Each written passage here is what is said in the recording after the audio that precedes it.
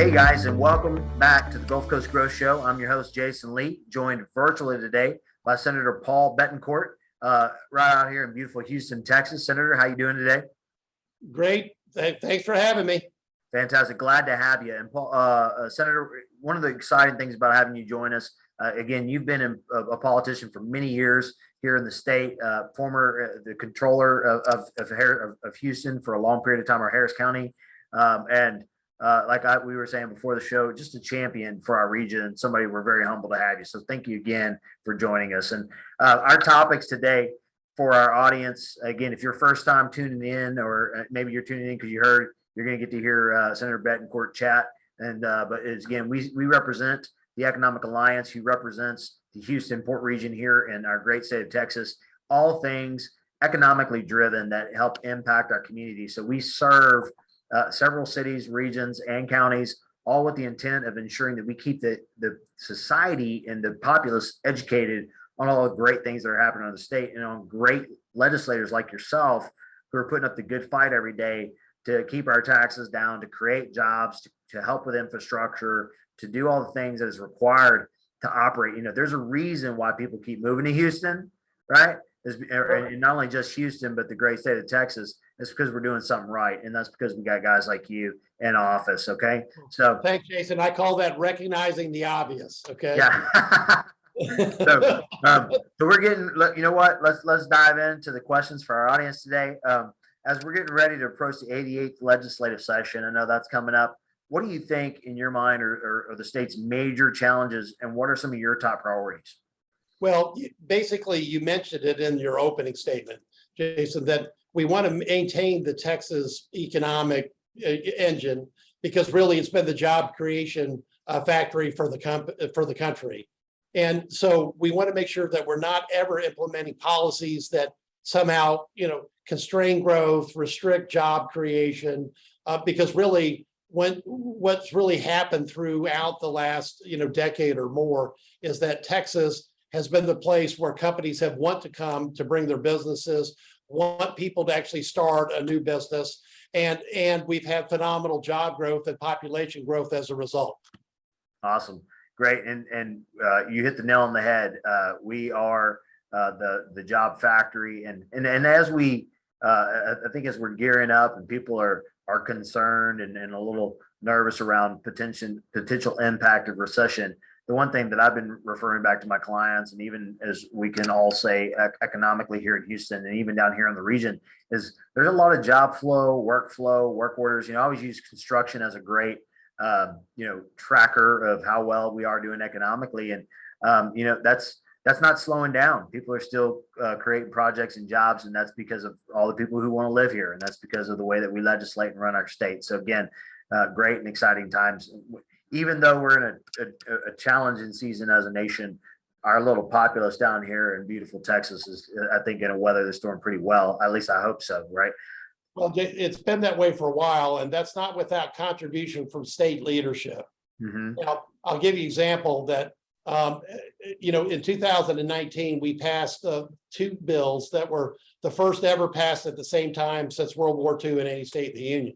We did property tax relief and education reform at the same time. Now, what that's going to mean is that we've got a better education system, plus we've got property tax relief coming literally over the hill for businesses and homeowners. And in fact, one of my lines is that the homesteads will actually see the cavalry come over the hill on their tax bills, just like a John Wayne movie used to be. And what it means is values go up, tax rates are going to plummet. Now, why is that good? Well, you don't want to be taxed out of your home, your homestead, or you don't want to be taxed out of your business. And even though we've got sharp appraisal increases, that came from bills that were passed and supported by Lieutenant Governor Dan Patrick, among many Senate colleagues of mine, et cetera. And we did that because, again, we're trying to recognize the obvious. See, you mentioned construction. It's a very important indicator of economic activity. Well, the thing that I remember from my tours around Texas is that Texas didn't just have the mockingbird as the state bird; it was the construction crane that was the state's bird. Okay, Love it. And that's And so, but that's a good thing, and you want to recognize it, but that does mean you're going to have rising property values, et cetera. But more importantly, that means more jobs and more economic opportunity for really everyone in Texas and everyone that's moving to Texas. Love it. And you're correct. That property tax Calvary coming over the hill is going to be a bright day, especially with current interest rates impacting mortgages. And when you factor that in and you throw in taxes on these house appraisals and values right now, I don't think anybody wants to see their house value go down in order to get tax relief. That's never a win-win. So exciting times, and thank you for getting and working on that. As we talk about energy is a big component here, and energy is a critical component here in the state of Texas, and especially for our region. I know you're rooted in petrochem. I think your dad worked out in Shell here in Deer Park. What can we do at a state level, right, to ensure that the future of Texas' position in the oil and gas industry stays strong, and that we continue to give the necessary support that we have? Because hey, let's be clear. All these jobs in these refineries, all these jobs that are producing that, they produce thousands of other jobs here in our state. How do we keep that going strong? Well, again, property taxes is part of that because those capital industries are very subjective to a high property tax. For example, when I started as a senator, we had already gotten to the point where we had the third highest tax rate in the nation. Now, because of the reforms that were passed in 19, we already fell backwards to the 7th, and we're going to be probably back to the 10th after this year. Nice. Why and why is that important? Well, capital industries, a tax on them is a substantial drain on resources. Now, the key thing about the energy business is that my office right here is in the energy corridor. We've had oil that's peaked over 100. It's now kind of waffling around below, but we know the long-term value of that will generate more projects. So we have to look at having a good transportation system in and out of the port. We have to, maintain our economic business activity, including, enterprise zones, economic, and tariff-free zones, that type of routine. And one of the things I am looking at is looking at inventories next year, because I've had a bill that would allow inventories to have a tax break. We have something called Freeport, which is designed right for the port. In fact, actually, it was my dad, Hank Bettencourt at Shell, and Harry Wentworth at the Texas Chemical Council that passed that bill back in, I want to say 1988 or around that period of time. And because we were trying to recognize that inventories that are passing through the system shouldn't be taxed. And right now there's a 175-day, I think, exemption. I'd like it doubled over to a year. I grew up in the shadow of Shell Chemical and Refining. My dad was the complex manager, and I understand the importance of that industry. It is literally, it's the backbone, you could say, along with the Texas Medical Center of the local economy here. Amen. Yeah, you're spot on. And I think it'll continue to be, and especially we can continue to incentivize businesses to be here, right? And that's low taxation is a great incentive to come. Can I point a personal privilege? Yeah, please. This actually is my dad. And this is a picture of OP1 and 2 and out at Shell Chemical, which is the olefins units that he helped build and construct. He was the engineering vice president and then became the chemical plant manager. So that's my dad. And so every day at my office here at Bettencourt Tax Advisors, that's who's in the conference room with me. Man, that is so cool. What a legacy, right? I mean, you've already done enough. I mean, so when you were sharing that about your dad, I was sitting here in my head going, man, that's a thoroughbred bloodline right there. Y'all are getting it done. Well, I may not look like a thoroughbred because I have that face for radio, but I do move as fast as I can. Hey, we can't all be like this, Paul. I get it now. Hey, I love it, Senator. That's great.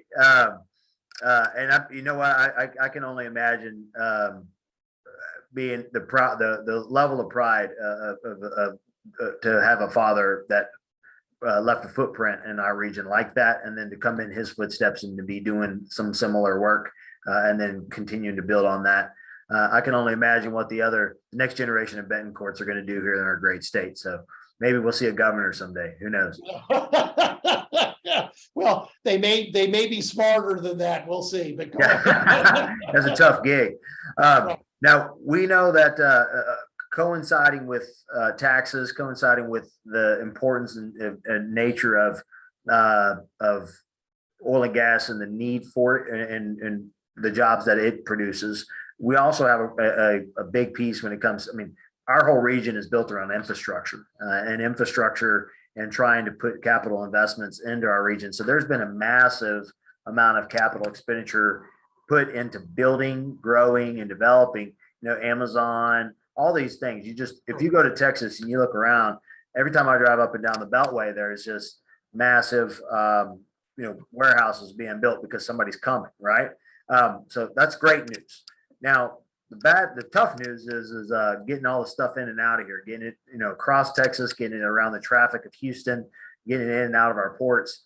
What do you think the region stakeholders can do to ensure that Texas prioritizes our freight corridor so that the growth and efficiencies can continue? Because right now we're pretty dang good at it, but we can't have another LA happen, right? Where everything just gets stuck out there. How do we keep investing in the ability to move all this great opportunity? Well, it's very important. You mentioned a very important point. LA, because of the way the union has control of the docks, okay, makes a different public policy outcome for how to get goods and services through the port of LA. Now, fortunately, we have a different structure here at the Port of Houston, and we haven't been plagued by effectively a labor shortage or slowdown, et cetera. Now, why that's important is because whenever you have an artificial limit by government, then what you'll see, and go look at Google Earth, you'll see tankers and other container ships off the coast of LA waiting a very long time to get loaded and unloaded.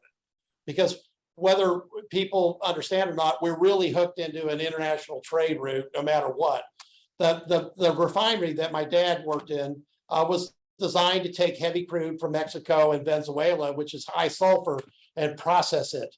One of the reasons why I was in favor of the Keystone Pipeline is we were going to bring Canadian heavy crude from the tar sands down to our Gulf Coast refineries that were designed to process it. And I'd rather have us processing heavy crude at a better environmental footprint than the other countries that I mentioned, because we do a better job of it. So when you look at infrastructure around the port, we just launched another port phase. I think it's Project 11. I'm going from memory. Where we're digging out additional depth, allowing for deeper ships to come through. And that's something that the port it just authorized that recently. And I know myself and Senator Taylor were at the unveiling of that down in Galveston. So once you get the goods and services here, okay, then the question is you got to get them elsewhere. And that's why you see so much shipping and distribution center activity. Chambers County, Harris County, Waller County for manufacturing and distribution, whatever. It's, Galveston and Montgomery County, Liberty County too. And that's because we have so many, other products that are going through foreign trade zones, et cetera, that are being shipped in and out of the port and really all over the country. So again, what do they need? They need good roads. They need crime to be low. We'll talk about that in a bit. They also need a break on the property taxes. And then we need government out of the way so they can do as much business volume as possible and hire as many people as possible as well. Fantastic. That's a great insight and spot on. Got two more questions specific to policy and things that we need some help on, or not help on, but just a better understanding where your focus is in. And this, by the way, this has been great education. As you were speaking, I was just thinking there's so many people who are not aware of the great things that are being done, especially I think when I go tell my network that property tax relief is still, the cavalry's coming, they're going to be excited to hear that. Well, Jason, in fact, I'll give you a prediction here that the average homestead in Texas their tax bill for the schools, unless they got a big bond election, is going to be down this year from last year, on average, every one. And people will be astonished. They don't know it's coming. Okay. That's phenomenal. Now, and one thing that we did mention before, we put a ton of money from the state into highways. Okay. This was, again, I think I mentioned Senator Nichols earlier, but if I did, he's head of transportation who passed a bill. We put that money in as a guaranteed money from general revenue and vehicle sales tax. So a lot of the construction on roads that you've been seeing around Texas is because we funded that back in, I want to say it went online in 2017. And people were worried that, well, if we dedicated, X billion of the sales tax, we may never get to 30 billion in sales tax. And what are we going to do? Oh, woe is me. Well, we shot past 30. And now every month we're getting sales tax income that is literally double digit over last year. Wow. So we'll keep our commitment to property tax reform, but we're already well into major highway construction all across the state. Fantastic. Major highway construction is critical, and I know that our region, especially when you think about it, the two other ports, right, LA and New York, have always served as almost like retail centers for the nationwide distribution. But I think what we're starting to see is a transformation of our port by creating opportunities. So where we used to be such a great, and we continue to be, where we've been the dominant player from an export, oil and gas, and we're the energy port essentially. Sure. But what you just described is the answer to more future job creation, because once these companies realize, hey, we can get into Houston and then we can get out to the Midwest and everywhere else, then all of a sudden it's a game changer. It's a game changer for our state, because when you move it across Houston all the way across Texas, those things have to go to different distribution centers, and each one of those comes with a certain set of jobs, and all those jobs create more jobs. It's really exciting times. No, and look, when LA slows down, it actually puts more economic pressure on people looking at, Houston as an option. Okay. And right now, it's obvious that we need a pro energy policy in the state. Quite frankly, we've made some major steps to crack down on people. We had 4 investment firms that were recommending not having Texas Energy as part of their portfolio, and actually had one that actually helped schedule 4 votes in our employee retirement fund to vote against them. And I've asked for that firm to be fired, because look, I don't care what you are, but in Texas, you better be pro energy or you shouldn't have the job. Okay, because those actually generate more return for our retirees. Okay, right. And we've got the best clean energy in the world from what we do here in Texas. So and not that we want to monopolize it, because quite frankly, I think we need 2 more liquefied natural gas export licenses. There should be one up in the Midwest, the Middle Atlantic, that will take that shale play up in Pennsylvania, Ohio, and Michigan, all that. And why not send that to Europe and wean the Europeans off of Russian gas? Right. Okay. At one time, there was a 5-to-1 cost differential in favor of U.S. gas. It's not that way anymore because the gas prices have jumped up so much. But these are the things that I think nationally we're missing opportunities in the Biden administration of opening up natural gas export, because really it's great that we've got great terminals here in Corpus and up the upper Texas Gulf Coast. But quite frankly, we got enough gas to do it from all over the United States. Right. Absolutely. And you're spot on. And if we can continue to produce more and do what we have to do, you see that trickle down to the consumer. And that's really where the rubber meets the road for our audience here, right? We all care about what's going to happen to me and how does that impact me. And so we're seeing what policy can do to that. And so if we can support it. Jason, we're used to having a lot of $100,000 jobs. Okay. Right. Not everybody has one, but they think they could get one. It's always a great hope. Okay. And in the Houston economic area. But one of the reasons why the Valley is transformed, I mean, you do have, companies like SpaceX come in there, but the fact that they were having a lot of energy jobs down there that were generating $100,000 opportunities. And now, especially with what's happening in the Austin area, we've got Samsung, we got Tesla in our local area. We've got HP bringing their headquarters in. We've got a lot of tech companies coming into Texas too. So again, we've got a lot going for us. We just have to make sure that that we understand that this is a real gift, especially when you mentioned a national recession looming. That Texas generally doesn't fall into recession first; it generally falls into recession last. And the reason why is for a lot of what we've discussed: medical center, energy, technology, services.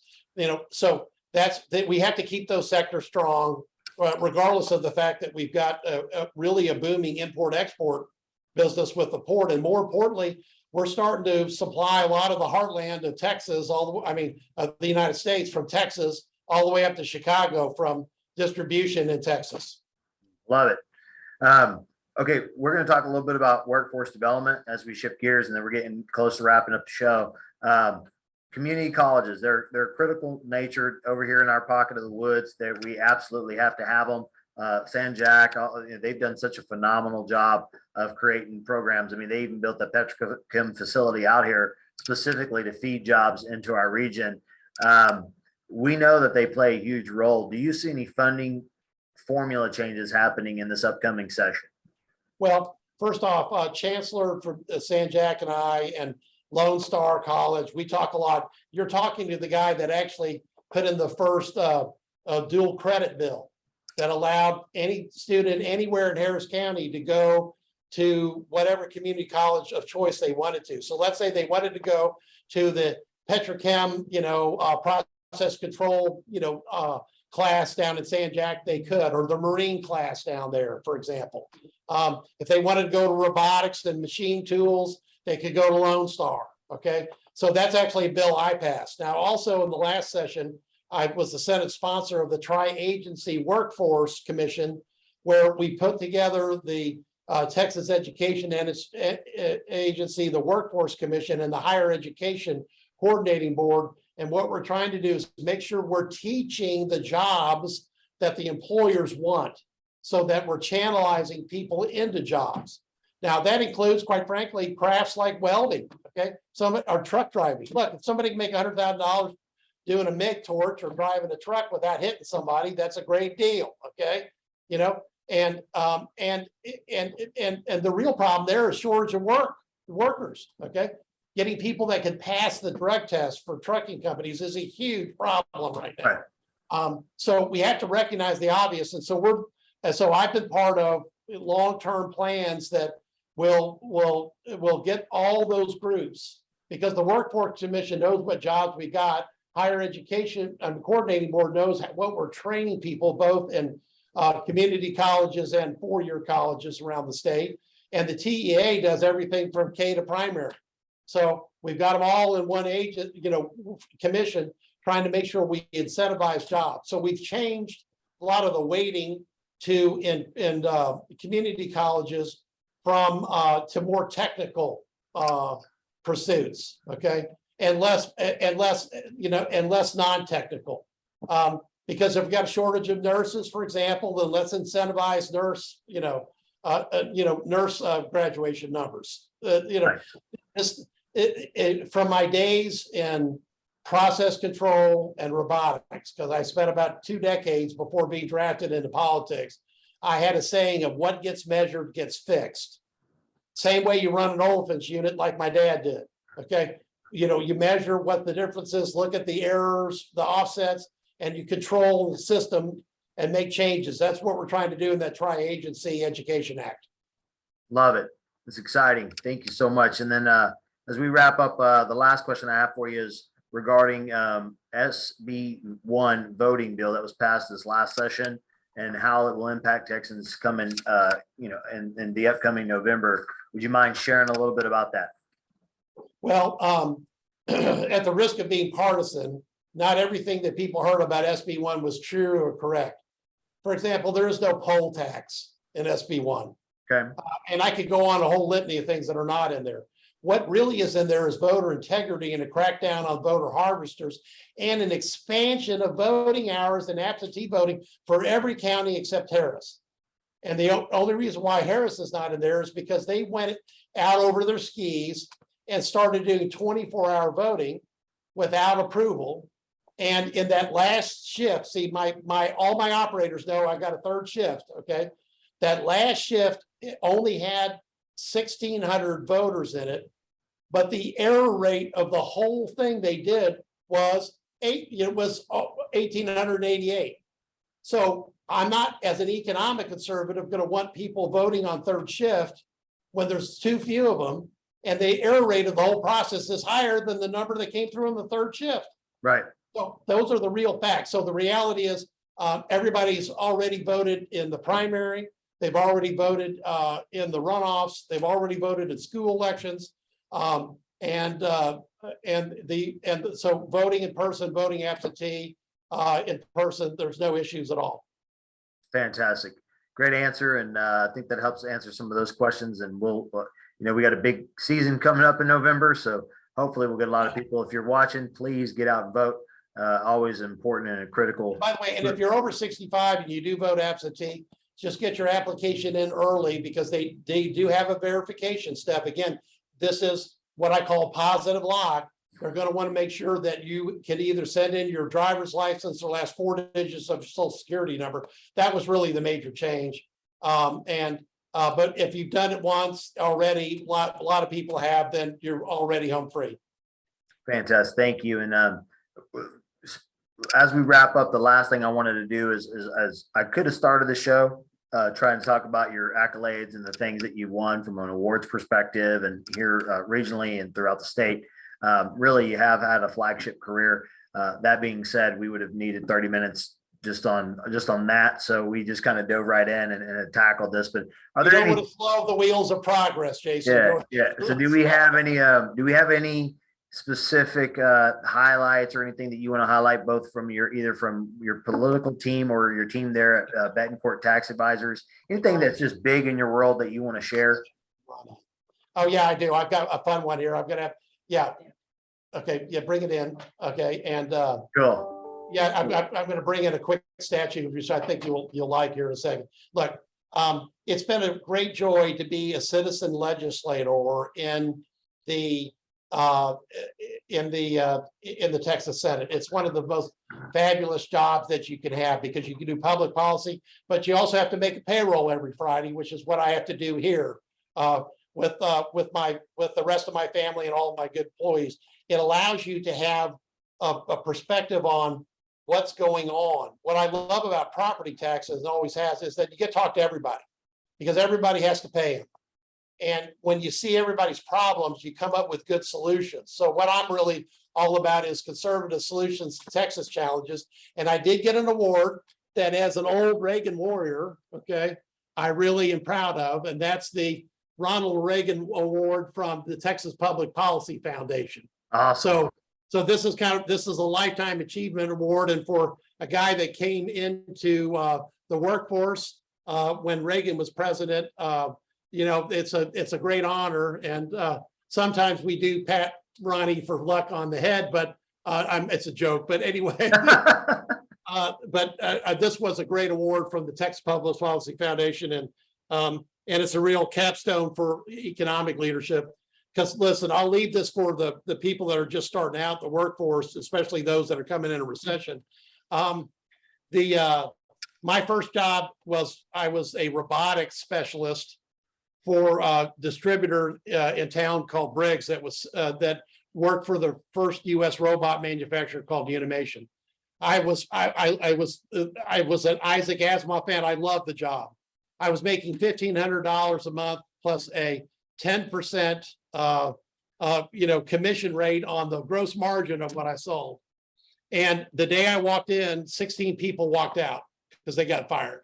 Now, there's always economic opportunity. So Jason, when you do this type of work, if we do get into a recession, quite frankly, I think the cream rises and there's other opportunities that come out of it. I actually put my started my property tax business in the middle of a recession in 2009 because people have time to listen at that point, because when things are blowing and going, they may not. But when things are blowing and going, or when they're not, there's always opportunity. So, so just remember to go look for it. And if there's anything Uncle Paul can do, I'll just wish you live long and prosper. I love it. And I love that attitude of where you can rise to the top. And that's a great way to end the show, because really, if we'd be remiss not to identify and note that the last 3 years have been taxing and exhausting for a lot of people. And then to come on the other side of some really opportunistic stuff to then enter this year and get hit with this war overseas, and then it's trickle down effect into our economy and how that's all led up into now probably what's going to be a financially and fiscally a darker season over the next few years. Could be, right? I mean, who knows? Maybe God doesn't. No, I mean, and look, like Jason, look, there's business cycles. Part of government doesn't recognize business cycles as fast or as well as they should, but everyone in the private sector needs to know it. I look back on my dad, and he was a member of the greatest generation. He did fight World War II. They had some significant obstacles to overcome. They had a big recession after the war, as well as the economy straightened out for a consumer economy as opposed to a war economy. But look, with all of this, there's always going to be change. You have to embrace it and run with it. The difference is that I have great faith in the productivity of the American worker, in the entrepreneurship of the American business owner, in our ability to reinvent ourselves literally in a 20-year cycle from one coast to the next. And so it's that keeps me going, along with great people here in the Senate, in my private life, of course, family and everything else. So yeah, there's going to be some challenges ahead, but there's always opportunity in those challenges. So look for them. There you go. That's the motivation that our audience needed today. And one thing I want to give you, if you don't know, and I know this is a nonpartisan statement, but I want to make sure we're clear, regardless of what side of the aisle you stand on. I would always encourage, if you know and or see a state senator, give that person some encouragement. He mentioned it earlier, but the beauty of their job, and I've met many of them through our show, is they are the politicians who they have to wake up every day and they still have a job and have to go up and go create jobs and opportunities in their own community. And so senators and people like Senator Bettencourt that step out every day, not only is he taking time out, I mean, if you think of last year, they were in Austin for dang near 3/4 of the year while he still had a family here in Houston, still had a job here in Houston, still had clients here in Houston. So these are people who are in service, and so they're here to serve. And we're talking to a guy who spent 20 plus years of his life already in service. And so we want to give him credit for that, and make sure when next time you run into him again, make sure you acknowledge your local politicians, give them some encouragement, and then also make sure you get out to know them, hear them, speak to them. And which leaves me with my last thought. Take this episode, share it, communicate it, and push it out to as many people as you know. Stay tuned into our episodes on a regular basis through the Economic Alliance portregion.com. You can check in with our website, and you can follow us on LinkedIn, Facebook, any of those popular channels. Senator, we really do appreciate you having you on today. We're going to kind of tune out and say goodbye to everybody. Any last words? No, it's just a great job. I've got 31, people that have the same job in the state. That means there's 1 for 1,000,000 of everybody listening. But we're the only legislative body that I know that still Democrats and Republicans eat in the same lunchroom when we're in Austin. So there's a lot of stuff that we handle in a pure bipartisan mode. In fact, well over 90% of our bills are that way. And we're going to look forward to doing that back next year. But I really appreciate programs like yours, Jason, because look, what happens with the port and what happens with the energy industry is big for this area, certainly for my district and for all our lives. So, keep doing it, and I'll love to come back and visit whenever you have me. Thank you. We appreciate it, Senator, and have a great day. And we'll see our audience on our next episode. Tune in next week, and you guys take care.